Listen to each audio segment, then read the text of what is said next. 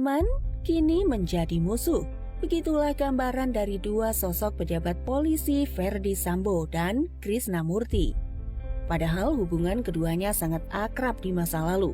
Krisnamurti pernah berstatus sebagai atasan Ferdy Sambo saat menjabat Kepala Direskrimum Polda Metro Jaya. Sementara Ferdy Sambo menjabat sebagai wakilnya. Tak heran, kasus yang menimpa Ferdy Sambo saat ini dijadikan Krisnamurti sebagai ajang untuk melampiaskan sakit hatinya lewat kalimat sindir-menyindir. Ya, pasalnya, pangkat Krisnamurti di kepolisian saat ini sebagai Jenderal Bintang 1, sementara Ferdy Sambo sudah jadi Jenderal Bintang 2. Menarik ya untuk membandingkan perjalanan karir dua petinggi Polri ini. Yuk simak videonya. Namun sebelumnya, jangan lupa klik subscribe-nya dan nyalakan notifikasinya. 1. Masa sekolah. Dimulai dari Krisnamurti, pria kelahiran Ambon ini memulai pendidikan sekolah dasar di Jakarta. Setelah itu, dirinya masuk ke SMP Negeri 1 Malang pada tahun 1985. Setelah lulus SMP, Krisnamurti memilih pindah ke Bandung untuk melanjutkan studi di SMA Negeri 5 Bandung di tahun 1988. Berbeda dengan Krisnamurti yang sering berpindah-pindah sekolah, catatan masa sekolah Ferdy Sambo terbilang minim. Ferdy Sambo lebih banyak menghabiskan masa sekolahnya di tanah kelahirannya, mulai di sekolah dasar di Sulawesi hingga masuk ke SMPN 6 Makassar.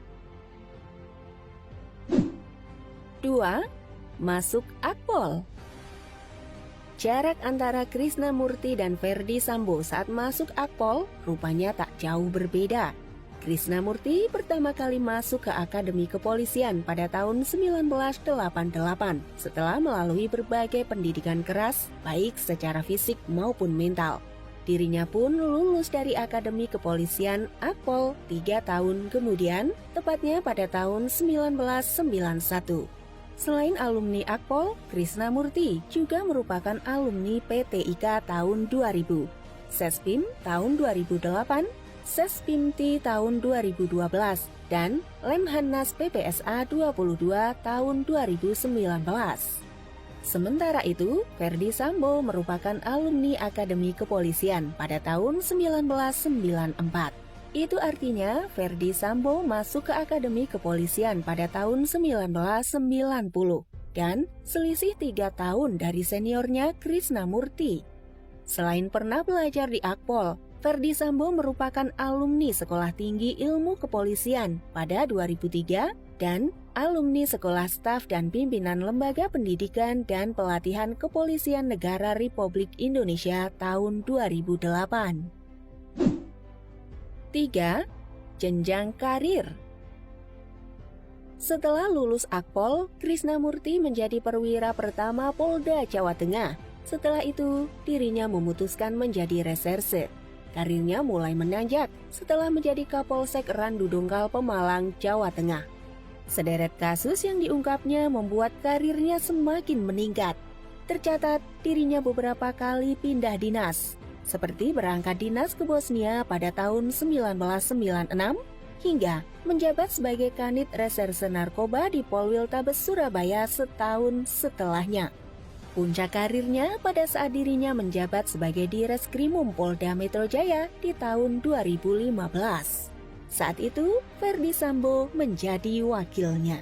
Keduanya begitu dekat dan memecahkan berbagai kasus secara bersama-sama. Bak bumi dengan langit, perjalanan karir Ferdy Sambo terbilang mulus, pernah menjadi bawahan Krisnamurti, kini memiliki jabatannya melebihi sang atasan terdahulu. Ferdy Sambo mengawali karir sebagai Kanit Resintel di berbagai polsek yang tersebar di kawasan Jakarta Timur.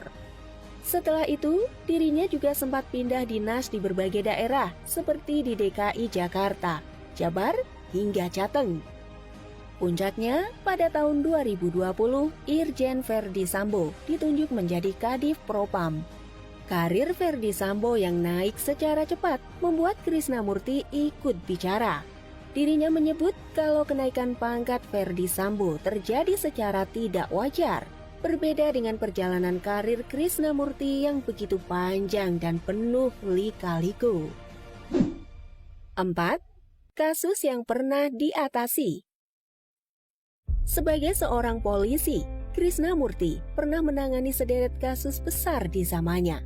Mulai dari kasus kopi sianida tahun 2016 yang mengeluarkan satu nama sebagai tersangka, yakni Jessica Kumala Wongso. Meskipun kasus tersebut terbilang rumit, namun Krisnamurti mampu mengungkap tabir pelakunya.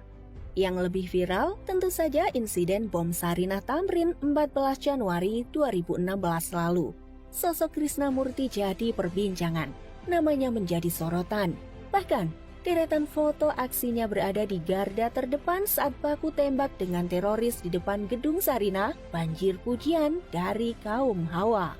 Sementara itu, Irjen Verdi Sambo juga ternyata memiliki track record yang tak kalah menakjubkan. Terlepas dari dua kasus di atas yang pernah dia bongkar bersama Krisnamurti, Verdi Sambo juga pernah mengungkap beragam kasus. Seperti mengungkap dalang di balik kasus perdagangan manusia jaringan Timur Tengah tahun 2019. Lalu, Verdi Sambo juga pernah terlibat dalam penangkapan buronan kelas kakap Joko Chandra tahun 2020.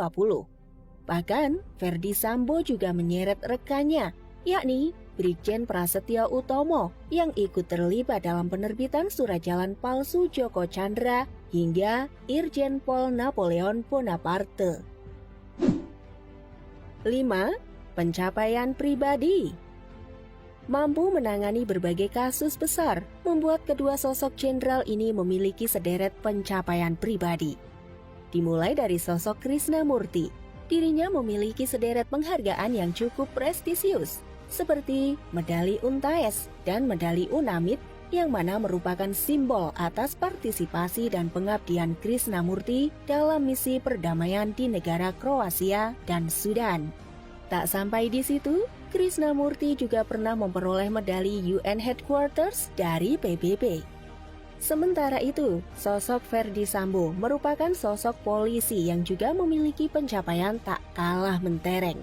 Salah satunya mampu menjadi Jenderal Bintang 2 termuda di Korps Bayangkara hingga digadang-gadang akan menjadi pengganti Kapolri Jenderal Polisi Listio Sigit Prabowo di masa mendatang.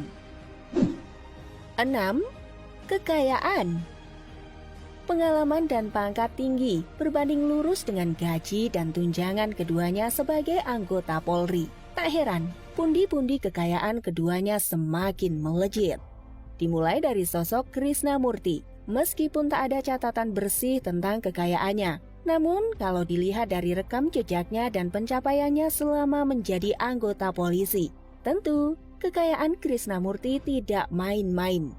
Setidaknya, sosok satu ini memiliki kekayaan mencapai miliaran rupiah atau bahkan mencapai belasan miliar rupiah. Tak jauh berbeda dengan Krisnamurti, kekayaan Verdi Sambo juga jarang terekspos. Bahkan, dalam catatan LHKPN, namanya tak tertera.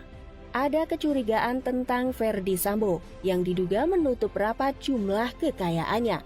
Namun, berdasarkan perkiraan, setidaknya Verdi Sambo memiliki harta kekayaan di atas miliaran rupiah. 7. Kontroversi. Di puncak keemasan, karir Krisnamurti diterpa badai masalah. Kontroversi dirinya yang diduga melakukan penganiayaan terhadap teman wanitanya, Novena Wijaya, merebak ke permukaan di tahun 2016. Jabatan sebagai wakil Kapolda Lampung terpaksa ditanggalkannya. Namun, baik Krisna maupun Novena mengaku hal tersebut tak pernah terjadi. Mereka menganggap ada pihak yang sengaja memfitnah Krisnamurti dengan kepentingan tertentu. Sejak saat itu, karir Krisnamurti mandek, meskipun setelah itu dirinya sempat menduduki jabatan penting di kepolisian. Namun tetap saja, karirnya seolah jalan di tempat. Untuk tolak ukur, seorang Krisnamurti seharusnya bisa menempati posisi lebih tinggi dari sekarang sebagai Karomisinter Divhubinter Polri dengan pangkat Brigadir Jenderal atau Brigjen. Hal serupa juga dialami Verdi Sambo. Kasus penembakan Brigadir J yang baru-baru ini terjadi ikut menyeret namanya dan membuat jabatannya sebagai Kepala Divisi Profesi dan Pengamanan Kadif Propam dicopot oleh Kapolri Jenderal Listio Sigit Prabowo. Jenderal asal Sulawesi tersebut kini dimutasi sebagai perwira tinggi Pati di pelayanan markas Yanma Polri. Terlepas dari status Ferdi Sambo yang kini berpangkat Inspektur Jenderal Irjen, yang berarti satu tingkat di atas Krisnamurti yang berpangkat Brigadir Jenderal, baik Krisnamurti ataupun Ferdi Sambo memiliki kelebihan dan kekurangannya masing-masing. Dan semoga saja institusi kepolisian bisa terus berbenah agar bisa memberikan pelayanan dan keamanan bagi masyarakat.